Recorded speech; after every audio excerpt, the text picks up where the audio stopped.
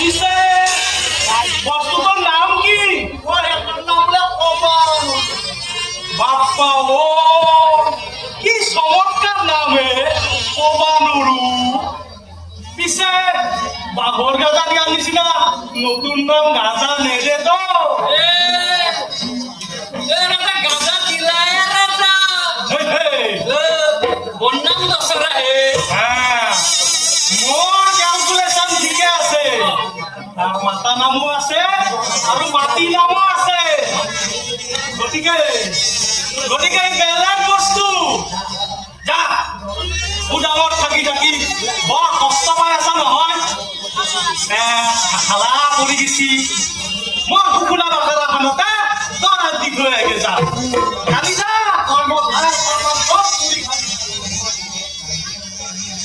জানি তই মোক কামান মাৰি